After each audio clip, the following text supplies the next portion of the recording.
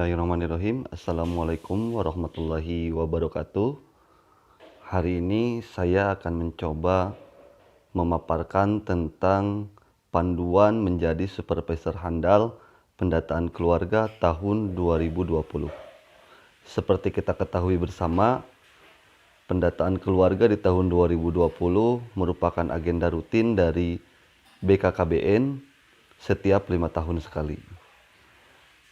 Pada tahun 2020 ini, pendataan keluarga akan dilaksanakan di bulan Juni tahun 2020 dan di tahun ini pula akan diadakan sensus penduduk tahun 2020 oleh Badan Pusat Statistik Indonesia. Sehingga BKKBN perlu dan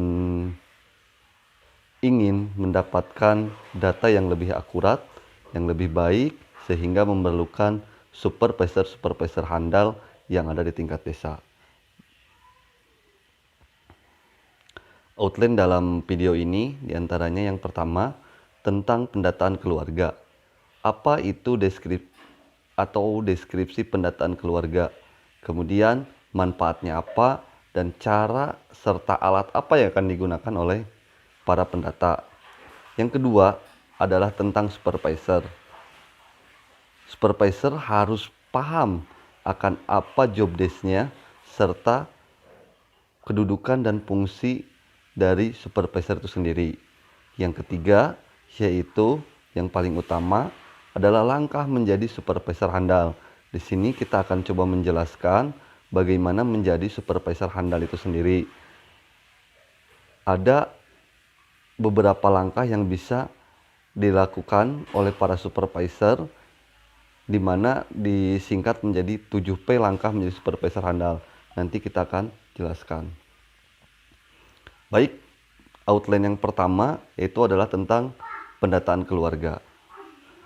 Apa itu pendataan keluarga? Pendataan keluarga adalah kegiatan pengumpulan data primer tentang data kependudukan, data keluarga berencana, data pembangunan keluarga, dan data anggota keluarga yang dilakukan oleh masyarakat bersama pemerintah, dalam hal ini BKKBN, secara serentak pada waktu yang telah ditentukan setiap 5 tahun sekali melalui kunjungan ke keluarga dari rumah ke rumah. Kenapa harus dari rumah ke rumah? Karena data yang dimiliki oleh BKKBN adalah by name dan by address. Oke. Kemudian apa manfaat dari pendataan keluarga itu sendiri? Yang pertama, terdapatnya peta sasaran program pembangunan keluarga berencana, kependudukan, serta pembangunan keluarga itu sendiri. Disingkat menjadi Bangga Kencana.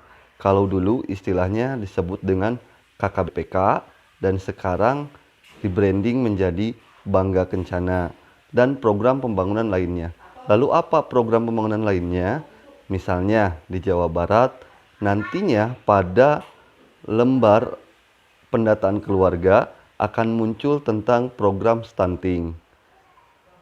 Manfaat yang kedua dari pendataan keluarga adalah penentuan program dukungan yang sesuai untuk keluarga dan wilayah tertentu. Ini sangat efektif untuk menentukan program apa yang sesuai dengan wilayah atau karakteristik wilayah tersebut. Manfaat yang ketiga yaitu adalah pengukuran indikator kinerja utama sasaran strategis program Bangga Kencana itu sendiri. Yang pertama, angka kelahiran total. Yang kedua, angka prevalensi pemakaian kontrasepsi. Yang ketiga, angka kelahiran remaja umur 15-19 tahun. Yang keempat adalah median usia kawin pertama dan indeks pembangunan keluarga. Lalu bagaimana cara pendataan keluarga di tahun 2020 ini? Pendataan keluarga dilakukan dengan wawancara langsung dan observasi melalui kunjungan rumah ke rumah. Wawancara dilakukan kepada kepala keluarga dan atau pasangannya yang mengetahui dengan baik karakteristik seluruh anggota keluarga. Jadi, wawancara pada pendataan keluarga tidak harus kepada kepala keluarga. Jika memang kepala keluarganya tidak ada, maka kita bisa mewawancara ke pasangannya Yang terpenting mereka atau dia mengetahui secara karakteristik seluruh anggota keluarganya.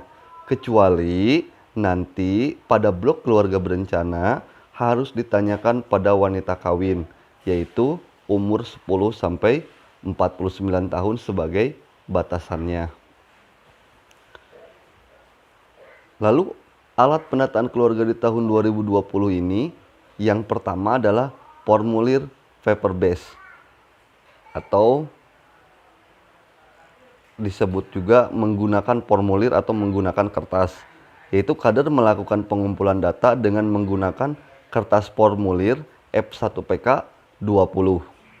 Sementara yang satunya lagi adalah smartphone, yaitu kader melakukan pengumpulan data dengan menginput ke dalam aplikasi menggunakan smartphone. Jadi pada pendataan keluarga tahun 2020 ini ada perbedaan dengan pendataan-pendataan sebelumnya. Kalau yang dulu-dulu kita hanya menggunakan formulir atau kertas saja. Sekarang ada dua pilihan.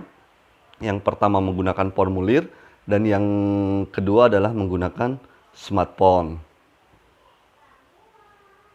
Lanjut. Ini yang kedua adalah dari outline supervisor, yaitu apa itu tentang supervisor. Supervisor adalah seseorang yang menjalankan fungsi pengorganisasian, pengelolaan, pembinaan, dan pengawasan terhadap kader pendata serta memastikan data yang terkumpul di tingkat desa atau kelurahan telah benar dan lengkap. Jadi, supervisor berada di tingkat desa. Nah, ini kedudukan supervisor. 1. Supervisor berada di tingkat desa atau kelurahan. 2. Supervisor bertanggung jawab atas kinerja kader pendata dan berkewajiban melaporkan perkembangan pelaksanaan pendata keluarga kepada manajer pengelola, manajer data tingkat kecamatan, dan penanggung jawab wilayah. Ini kalau dulu kita mengenalnya dengan laporan posko. Kemudian yang terakhir yaitu penanggung jawab wilayah di tingkat desa atau kelurahan adalah kepala desa atau lurah. Jadi kedudukan supervisor itu sebagai pelaksana di tingkat desa. Untuk penanggung jawabnya tetap berada di kepala desa atau lurah. Nah, ini gambaran dari kedudukan supervisor. Kedudukan supervisor berada di desa, di mana penanggung jawabnya adalah kepala desa serta pelaksananya adalah PKB atau PLKB. Nah, supervisor ini kita pilih dari PKB atau PLKB, baik itu PNS maupun non-PNS. Dan di bawah supervisor itu, mereka membawahi beberapa kader yang ada di desa. Lalu apa fungsi dan tugas pokok supervisor? Yang pertama adalah melakukan pengorganisasian dan pengelolaan pelaksanaan pendataan keluarga di desa atau di kelurahan. Yang kedua adalah memverifikasi dan memvalidasi formulir terisi hasil pendataan oleh kader. Yang ketiga, melakukan receiving atau penerimaan dan batching atau pengelompokan formulir berdasarkan satuan wilayah terkecil. Satuan wilayah terkecil ini adalah RT. Jadi nantinya ada reka per RT. Kemudian melakukan pelaporan perkembangan pelaksanaan pendataan keluarga di desa atau kelurahan yang menjadi wilayahnya kepada manajer pengelola dan manajer data di tingkat kecamatan. Ini yang disebut dengan laporan posko. 3. Yaitu adalah langkah menjadi supervisor handal. Nah, seperti di awal tadi, saya sudah memberikan sedikit bocoran bahwa untuk menjadi supervisor handal ada 7P. Yaitu yang pertama, pahami. Kedua, pengorganisasian. Ketiga, pendampingan. Keempat, penerimaan. Kelima, pemeriksaan. Keenam, pengelompokan. Yang terakhir, ketujuh adalah pelaporan. Pada penggunaan smartphone, pada pengumpulan data dapat meringkas dari 7 langkah menjadi 5 langkah. yaitu pahami, pengorganisasian, pendampingan, pemeriksaan, dan pelaporan. Sehingga yang hilangnya adalah penerimaan dan pengelompokan. Karena apa? Karena di smartphone atau di aplikasi penerimaannya adalah secara online dan pengelompokannya pun secara online. Nah, yang pertama tadi adalah pahami. Pelajari dengan seksama apa itu tugas dan fungsi supervisor. Seperti yang sudah saya tadi utarakan, itu harus dipahami, harus dilaksanakan, harus dimengerti oleh para supervisor. Kemudian yang kedua, tugas dan fungsi kader pendata. Karena supervisor membawahi para kader pendata, maka supervisor pun bertanggung jawab akan kader pendata. Sehingga supervisor pun harus paham dengan tugas dan fungsi kader tersebut. Yang ketiga, buku panduan menjadi supervisor handal PK 2020. Nah, ini harus dipelajari, harus dibaca untuk menambah wawasan serta menambah tata cara untuk mengetahui bagaimana menjadi supervisor handal. Yang keempat adalah definisi operasional cara pengisian dan pemeriksaan formulir. Betul, karena secara kedudukan, supervisor itu adalah pelaksana, bukan hanya berupa penanggung jawab kegiatan, tetapi sebagai pelaksana di tingkat desa, maka harus mengetahui bagaimana cara pengisian yang benar dari formulir-formulir nantinya yang akan diberikan dari BKKBN. Karena apa? Karena nantinya kader pendata itu akan bertanya kepada supervisor. Yang kelima, pada wilayah berbasis smartphone, pelajari cara penggunaan aplikasi dan web portal monitoring pelaksanaan PK 2020. Nah, diharapkan jika semua wilayahnya menggunakan smartphone, maka ini juga yang berbasis smartphone ini cara penggunaannya harus dipahami oleh para supervisor. Yang kedua adalah pengorganisasian. Apa itu pengorganisasian? Yaitu adalah mengkoordinasikan perencanaan, pelaksanaan pendataan keluarga bersama pihak terkait kepada kepala desa atau lurah. Karena kedudukan dan posisinya berada di tingkat desa, maka ini harus dikoordinasikan dengan penanggung jawab tingkat desa itu sendiri, yaitu kepala desa. Yang kedua yaitu menunjuk kader pendata dan menyerahkan daftar kader pendata kepada manajer pengelolaan untuk dibuatkan SK kader pendata oleh Kepala OPDKB Kabupaten dan Kota. Nah, di sini supervisor juga bertugas harus bisa menunjuk kader-kader mana saja atau kader pendata yang akan melaksanakan yang dikira mampu, yang dianggap mampu untuk melakukan pendataan keluarga di tahun 2020. Untuk mempermudah supervisor, di sini ada kriteria kader pendata. Yang pertama, pendidikan diutamakan SLTA. Kedua, mengenal dan dikenal masyarakat. Ketiga, mampu berkomunikasi dengan baik. 4, diutamakan berasal dari wilayah yang akan didata. Kelima, bisa baca dan tulis. Keenam, diutamakan memiliki pemahaman dasar tentang program Bangga Kencana. Terakhir, memiliki dan terbiasa menggunakan smartphone berbasis Android bagi kader yang mendata dengan smartphone. Jika dilihat dari kriteria tersebut, sudah pastinya kita akan memprioritaskan kader-kader kita yang ada di lapangan atau yang ada di desa tersebut, seperti Pos KB dan Sub Pos KB serta poktan-poktannya. Kemudian, membuat rencana atau pembagian tugas atau beban kerja setiap kader. Membuat rencana pembagian tugas atau beban kerja setiap kader, diantaranya pertama, sesuaikan jumlah kader pendata dengan memperhatikan target kepala keluarga yang akan didata dan jangka waktu pengumpulan data. Di sini kita harus sudah mampu mengestimasi Supervisor harus sudah mampu mengestimasi berapa target kakak yang ada di desa tersebut. Kemudian kita membaginya menjadi beberapa blok untuk menentukan jumlah kader yang dibutuhkan. Misalnya, satu kader akan mendata berapa kakak. Itu perlu dipahami. Kemudian, supervisor mendapatkan target kakak yang akan didata tingkat desa atau kelurahan dari manajer pengelolaan. Nah, di sini supervisor mendapatkannya itu adalah dari manajer pengelolaan. Jadi manajer pengelola akan berkoordinasi dengan supervisor untuk menentukan target dari kepala keluarga yang akan didata, karena target ini biasanya berkaitan juga dengan target dari OPDKB atau kabupaten yang diturunkan ke target kecamatan, kemudian diturunkan menjadi target per desa. Kemudian pastikan beban kerja setiap kader sesuai dengan kemampuan kader. Jadi kita harus memilih kader yang dianggap oleh kita itu mampu melaksanakan pendataan keluarga ini.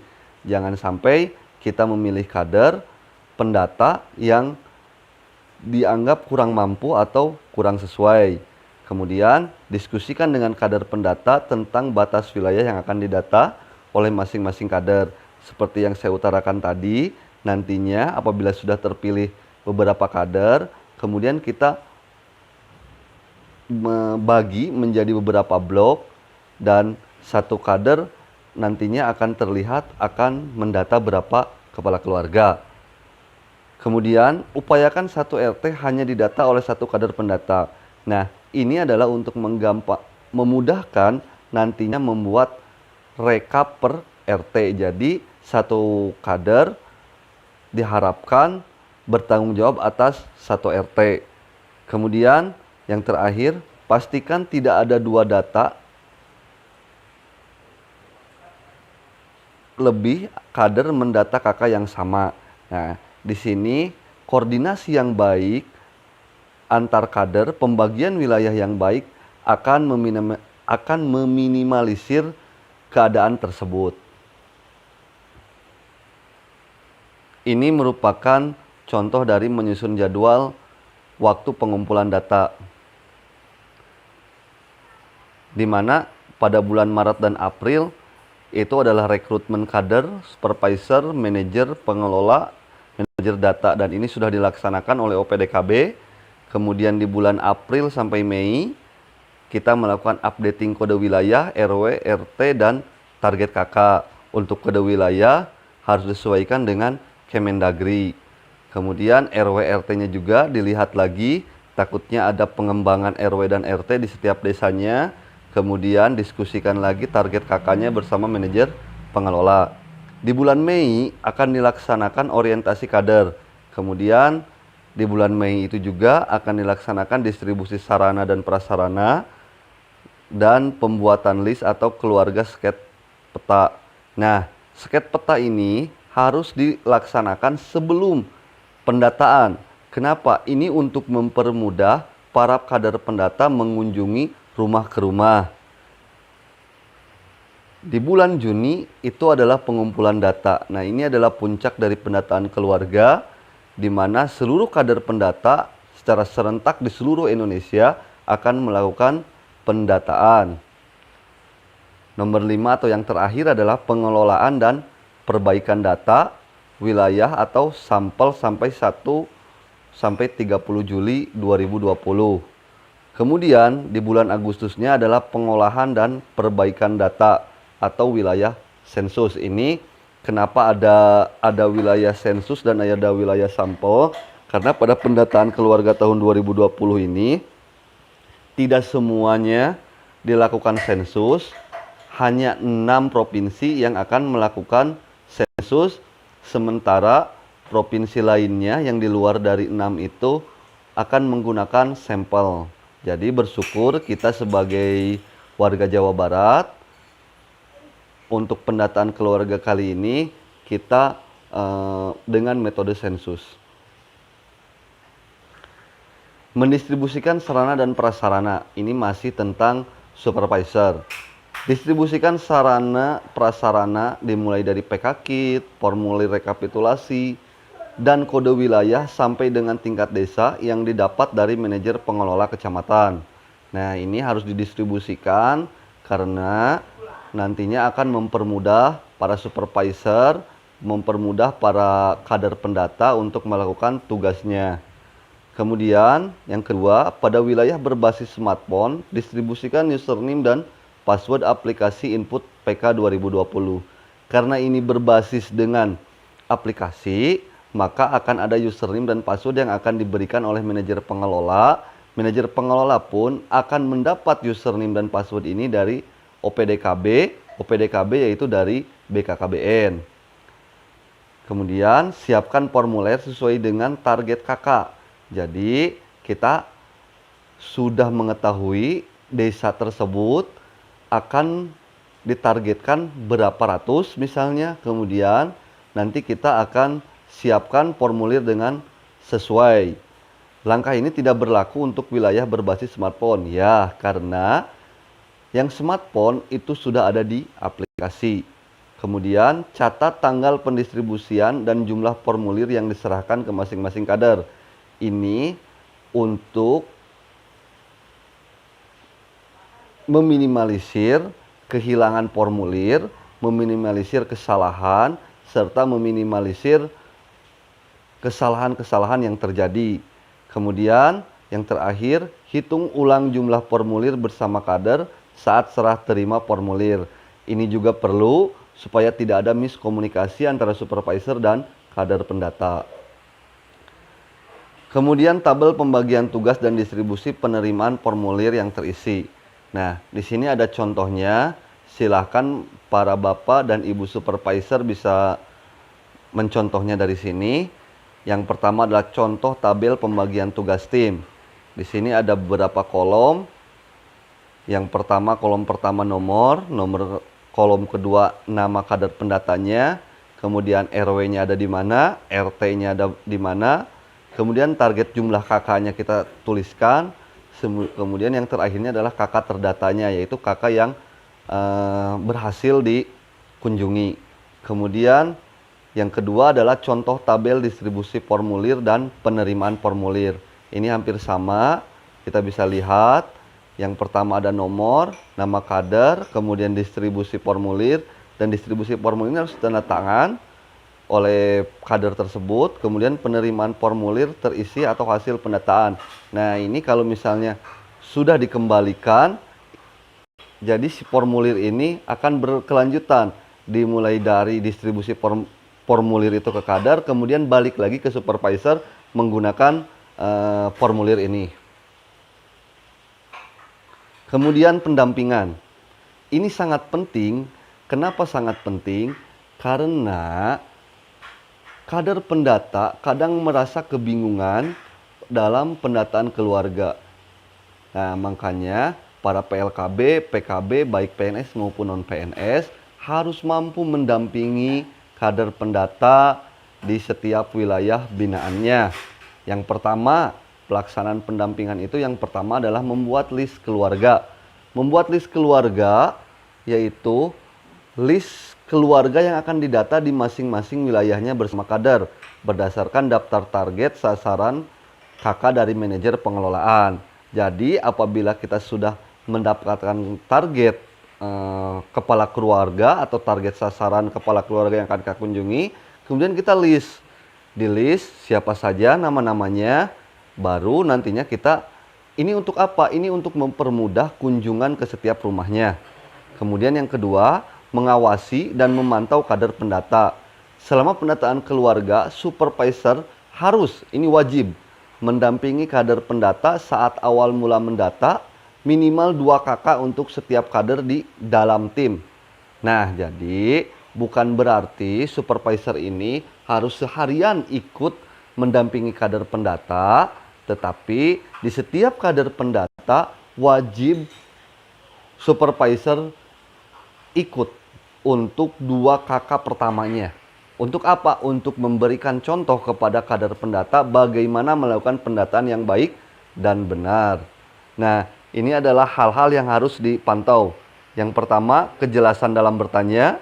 Kedua, kepatuhan dalam mengikuti alur pertanyaan dan cara pengisian formulir. Yang ketiga, perkembangan kakak terdata. Yang terakhir adalah pertemuan rutin. Nah, supervisor harus melakukan pertemuan rutin minimal seminggu sekali dengan seluruh kader pendata yang ada di dalam timnya. Jadi, seminggu sekali kader pendata ini melakukan pertemuan yang dipimpin oleh supervisornya itu sendiri untuk melakukan cross check tentang kebenaran data-data yang sudah terkumpul. Kita lanjut ke meminimalisir kesalahan. Meminimalisir kesalahan. Supervisor membantu menyelesaikan masalah yang dialami oleh kader dan memberikan jalan keluar jika ada permasalahan dengan mengacu pada buku panduan atau contoh penyelesaian permasalahan yang diajarkan saat orientasi atau mencari solusi melalui forum komunikasi WhatsApp grup di tingkat kecamatan. Jadi, untuk meminimalisir kesalahan, maka supervisor membuat WhatsApp grup untuk pendataan keluarga ini yang isinya terdiri dari kader-kader pendata di desa tersebut. Nah, seperti yang saya utarakan di awal, buku panduan ini harus dibaca lagi oleh supervisor sehingga apabila ada pertanyaan-pertanyaan dari kader pendata, dari masyarakat, para supervisor mampu menjawabnya dengan baik dan benar. Kemudian penerimaan dan pemeriksaan. Penerimaan bundel formulir hasil pendataan. Yang pertama yang harus dilakukan oleh supervisor adalah menghitungnya. Jumlah formulir yang terisi telah diterima dari kader lalu cross check dengan data target kakak. Nah, ini harus dihitung karena takutnya si kader pendata menyatakan sekian, saat kita hitung dan dibawa ke balai penyuluhan ternyata hanya kurang dari yang telah diutarakan oleh para kader pendata. Sehingga kita harus juga kemudian kita harus cross checknya lagi kebenaran tentang data tersebut. Jangan sampai pada saat sudah kita bawa ternyata datanya kurang akurat atau datanya ada yang kurang. Nah, makanya itu harus dicek kembali. Kemudian catat. Nah, catat juga jumlah penerimaan formulir terisi dari kader. Nah, setelah kita cross check, kemudian kita catat di formulir yang tadi, formulir penerimaan tersebut. Kita catat berapa jumlahnya, lalu kekurangannya pun nanti akan terlihat dari kalau kita bandingkan dengan target dari kakak yang ada di desa tersebut. Kemudian pemeriksaan, lakukan pengecekan kebenaran dan kelengkapan data F1PK20 yang didapat dari kader pendata. Nah, ini seperti yang tadi saya utarakan, kita harus mengecek kembali kolom-kolom yang sudah diisi oleh para kader. Bukan berarti kita tidak percaya, tetapi itu untuk memastikan apakah data itu sudah diisi dengan baik dan benar. Kemudian periksa formulir rekapitulasi RT apakah sudah terisi dengan benar. Nah, ini yang kadang menjadi problem bagi para supervisor. Kadang rekapitulasi RT ini tidak dibuatkan oleh kader pendata, tetapi malah menjadi kebingungan dari para supervisor. Maka untuk saat ini rekapitulasi RT adalah tanggung jawab dari kader pendata. Kemudian tata cara umum pemeriksaan. Yang pertama, tandai jika ditemukan kesalahan atau pengisian, ketidakkonsistenan dan ketidakwajaran. Kita harus menandainya supaya nantinya kita bisa meng-cross checknya. Kemudian tandai dan pisahkan formulir yang terdapat kesalahan sesuai wilayah. Jadi setelah kita tandai, pisahkan secara wilayah. Di mana wilayah-wilayah per RT-nya, di mana wilayah-wilayah per RW-nya, supaya nanti kita memudahkan kita untuk berkunjung kembali atau cross check kembali. Kemudian tugaskan kader untuk melakukan kunjungan ulang. Nah, ini seperti yang tadi saya utarakan, dari tadi kesalahan tersebut kemudian lakukan kunjungan ulang jika terdapat pertanyaan yang tidak diisi sesuai alur pertanyaan atau tidak konsisten atau tidak wajar. Ini catatan juga bagi yang menggunakan smartphone. Supervisor cukup memeriksa data hasil pendataan keluarga melalui aplikasi portal pemantauan PK. Jadi ini cukup memudahkan kalau yang menggunakan smartphone. Jadi wilayah yang menggunakan smartphone, supervisornya tidak terlalu repot dengan berbagai bundel-bundel laporan. Lanjut kepada bagaimana dan apa yang harus diperiksa. Nah, ini kadang membingungkan, apa sih yang harus diperiksa? Yang pertama itu pastikan formulir telah diisi dengan lengkap, sesuai alur pertanyaan, jelas, dan mudah terbaca. Nah, makanya nantinya pada saat kadar pendata melakukan pendataan, usahakan dengan menggunakan huruf kapital supaya mudah terbaca. Kedua, periksa formulir secara teliti, mulai dari pengisian kode wilayah, blok kependudukan, KB, sampai blok pembangunan keluarga. Nantinya itu kalau misalnya contoh seperti pengisian kode wilayah, itu sesuai dengan dari Kemendagri.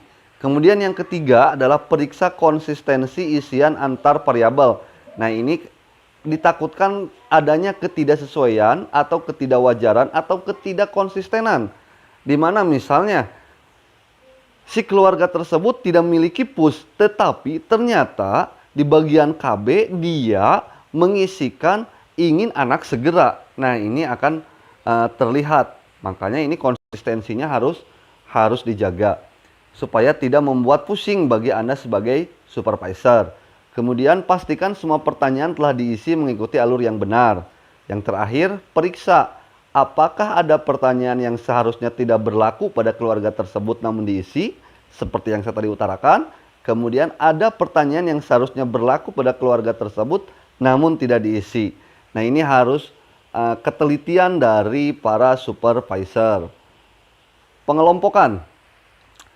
Pengelompokan, pastikan kader melakukan bundel formulir per RT dan di atasnya diberikan formulir rekapitulasi RT, yaitu Rek RT F1PK 2020 sebagai identitas RT. Nantinya dikelompokkan setiap per RT itu hasil formulirnya itu disimpan per RT, kemudian di atasnya disimpan lagi rekapitulasi per RT-nya. Kemudian yang kedua, buat dan tanda tangani rekapitulasi hasil pendataan keluarga di tingkat dusun atau RW menggunakan Rekdus F1PK 20 untuk digabungkan bersama seluruh bundel RT. Nah, tadi sudah ada bundel RT, kemudian setiap bundel RT itu setelah dibatasi dengan rekapitulasi RT, di setiap RT tadi kemudian kita tumpuk dan dibundel menjadi rekapitulasi RW. Kemudian yang terakhir adalah buat dan tanda tangani rekapitulasi hasil pendataan keluarga tingkat desa atau kelurahan bersama kepala desa. Nah, sini sudah selesai, berarti semuanya dari mulai RW 1 sampai RW sekian yang ada di desa dibundel kemudian menjadi Rekdes F1PK 2020 dan harus ditandatangani oleh kepala desa. Kemudian pelaporan. Supervisor juga berkewajiban melakukan pelaporan. Supervisor menyerahkan pelaporannya itu adalah ke manajer data, yaitu berupa bundel data keluarga per dusun atau per RW yang dilengkapi dengan Rekdes F1PK. Kemudian melaporkan perkembangan pelaksanaan pendataan di tingkat desa atau kelurahan secara berkala minimal 1 minggu sekali selama pelaksanaan pendataan keluarga melalui web portal PK 2020. Bagi supervisor yang memiliki hambatan dalam akses internet, melaporkannya pada manajer data kecamatan. Nah, ini yang disebut dengan laporan posko per minggu. Nah, ini merupakan alur pelaporan ke manajer data, di mana supervisor mengirimkan hasil pendataan ke manajer data yang terdiri dari bundel desa, ditambah formulir rekapitulasi RW, ditambah formulir rekapitulasi desa. Demikian bagaimana tata cara atau panduan menjadi supervisor handal dalam pengelolaan pendataan keluarga di tahun 2020. Semoga pendataan keluarga di tahun 2020 berjalan lancar, mendapatkan data yang baik, dan kita sebagai supervisor serta kader pendata mendapatkan kelancarannya. Demikian, wabillahi taufiq wal hidayah. Wassalamualaikum warahmatullahi wabarakatuh. Salam BKKBN. Berencana itu